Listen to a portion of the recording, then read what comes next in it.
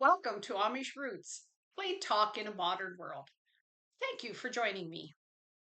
Last week, I enjoyed a vacation with two friends at a beach house, and it was a reminder of other times I have spent at the beach.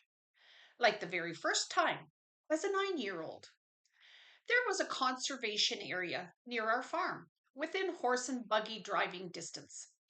So, some of my siblings and I packed a picnic lunch and went for a day trip. I think I was actually more excited about going on my first picnic than I was at seeing the water. Imagine my disappointment when I discovered that our picnic lunch was quite similar to what I ate in my lunchbox at school. And because I have a fear of water, I was not all that impressed with the large pond at the site. My happiest memory of my day at the beach was being invited by an English family to join them in a game of baseball. Now that is something I can enjoy. So, it might surprise you that I jumped at the chance to go to a lakeside cottage with a group of my English friends when I was in my 20s. Perhaps it was the idea of staying at a cottage which piqued my interest. I made up my mind that this time I would also enjoy the sand and the water. Unfortunately, I never got the chance. As the week we were there, it was cold and rainy. We spent our time holed up in the cottage watching movies, which, for this Amish girl, proved to be just as wonderful. After getting married, my husband and I did numerous camping trips, sometimes with friends, sometimes just us. By this time, I was becoming a little more brave and spent some of my time wading knee deep in the water. But mostly, I was happy to sit in a chair on the beach, listening to the water and reading. On one of these excursions, I remember being at the beach for the afternoon when I decided to walk back to our campsite to start supper, leaving my husband with our friends to enjoy some more beach time. It wasn't long before I heard the laughter of everyone returning to the site. I was surprised to see them so soon.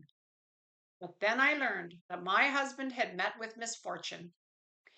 He was in the water with our friend's child when he realized his swim trunks were no longer in place. It was not because they were too loose and had drifted away from his body. They had actually disintegrated. The only thing that had stayed in place was the elastic waistband. The rest had literally come apart at the seams. He was carefully wrapped in a towel to cover his nether regions so as not to scandalize the other campers. Guess we had hung on to those swim trunks 1 year too long. Now they were hanging on him. Ach, die Lieber! Because I still fear the water, I do not often go in, but I have learned to love the beach experience. There is something calming about being by the water. But as I look around me, I have to wonder if others are enjoying it as much as I am. When we first started going to the beach, most families came with towels, a couple of sand toys for the children, and a cooler with snacks and drinks, and perhaps an umbrella. How things have changed. Now it is a whole production to take the family to the beach. As I sit in my lawn chair under our beach umbrella, with a large cooler as a footrest and a beach bag full of books, sunscreen, towels, and sunglasses, I observe a vast array of beach family fun. It is not unusual to see families slogging onto the beach carrying so much stuff they can barely walk. In fact, they have started hauling all their paraphernalia in wagons. My husband and I went to the beach this year and witnessed an extended family setting up a portable gazebo for shelter, Then out came a fold up table to set their food on. Then they proceeded to open up numerous coolers and produced many covered dishes and had a potluck. What happened to sandwiches and celery sticks? I think I might have enjoyed the conservation area of my youth a bit more if we had had a smorgasbord of food. 'Cause I do love to eat.